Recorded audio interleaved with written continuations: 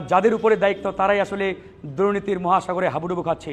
আমরা আজকে মূলত দুর্নীতি দমনে 10টি প্রস্তাবনা এই কমিশনকে আমরা হস্তান্তর করেছি। তার মধ্যে অন্যতম আমাদের যে প্রপোজাল সেটা হচ্ছে, আমরা যেহেতু একটি বিপ্লব উত্তর বাংলাদেশে আজকে আমরা অবস্থান করছি এবং এই বিপ্লবী বাংলাদেশে আমরা অ্যাকচুয়ালি পরিপূর্ণ একটি সংস্কারের মাধ্যমে দুর্নীতিতে জিরো টলারেন্স নীতি অনুসরণের মাধ্যমে আমরা এটিকে জিরোতে নিয়ে আসার যে উদ্যোগ, এই উদ্যোগকে বাস্তবায়নে আমরা এই প্রস্তাবনাটি দিয়েছি।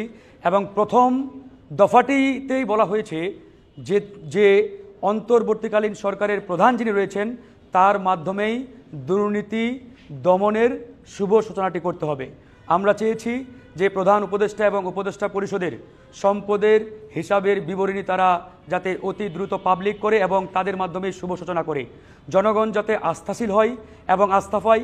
এই সরকার যেহেতু আমাদের সরকার, ছাত্র জনতার সরকার, সুতরাং তারা দুর্নীতির বিষয়ে জিরো টলারেন্স এবং তারা তাদের সম্পদের বিবরণী জনগণের সামনে প্রকাশ করেছে। এরপরে উপদেষ্টা পরিষদ এবং আমলাদের মাধ্যমে এটি বাস্তবায়ন করতে হবে। এই জায়গায় আমরা ডক্টর মোহাম্মদ ইউনূসের সরকারকে অনতিবিলম্বে আহ্বান জানাবো। একই সাথে আজকে এই কমিশনকে আমরা জানিয়েছি যে আপনারা এই প্রস্তাবনার আলোকে সরকারকে প্রস্তাবনা দেন যাতে তারা অতি দ্রুত এই প্রপোজালটি তারা জনগণের সামনে উপস্থাপন করে। আরেকটি বিষয়, আজকে বাংলাদেশে দুর্নীতি এমনভাবে ছেয়ে গেছে, এখান থেকে উত্তরণের পথ অনেকটাই কঠিন। কারণ যাকে দায়িত্ব দেওয়া হয় বা যাদের উপরে দায়িত্ব তারাই আসলে দুর্নীতির মহাসাগরে হাবুডুবু খাচ্ছে। সেই জায়গা থেকে আমরা বলতে চাই, দুর্নীতি দমন কমিশন যেটি রয়েছে, এই দুর্নীতি দমন কমিশনকে বিগত সরকার দন্তহীন বাঘে পরিণত করেছে। আসলে এটাকে আমরা বাঘ বলি, বাট এই বাঘের কোনো দাঁত নেই। তো এরকম একটা অবস্থায় এটাকে ফেলে রাখা হয়েছিল।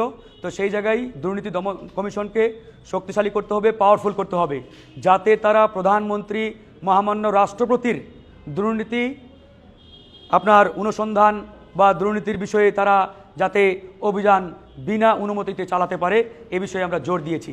তো এরকম 10টি প্রস্তাবনা আমাদের এখানে রয়েছে।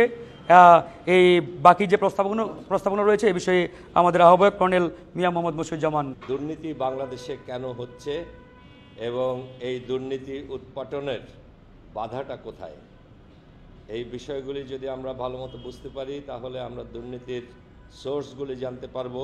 দুর্নীতি কোথা থেকে শুরু হয়, কী কারণে শুরু হয় এবং সেটা থামানোর প্রতিবন্ধকতা কোথায় আছে। আমরা সেই আঙ্গিকে আমাদের পরামর্শগুলি দিয়েছি। আমি পরামর্শে এক পাতায় এখানে লিখিত যেটা আমরা দিয়েছি, এটার বিস্তারিত পড়ে শোনানোর সময় এখানে হয়তো হবে না, এই জন্য সেখানে আমি যাচ্ছি না। আমি শুধু বলতে চাচ্ছি এটা যে দুর্নীতি আমাদের সমাজে একটা ব্যাপকভাবে ছড়িয়েছে এবং আপনারা দেখেন আজকে একটা ছোটোখাটো সরকারি চাকরি নিতে গেলেও সবাইকে পয়সা খরচ করতে হয়। একটা লোক যখন টাকা পয়সা খরচ করে তার জমি জমা বেচে একটা সরকারি চাকরি পায়, তখন স্বাভাবিক কারণেই তার ওই টাকাটা আবার উঠানোর প্রয়োজন পড়ে এবং সে তখন দুর্নীতিতে চলে যায়। সমাজের এই যে একটা চিত্র, এটাকে কিভাবে অ্যাড্রেস করা যায়। দুর্নীতি দমন কমিশন আমাদের একটা আছে, অনেক আগের থেকেই ছিল।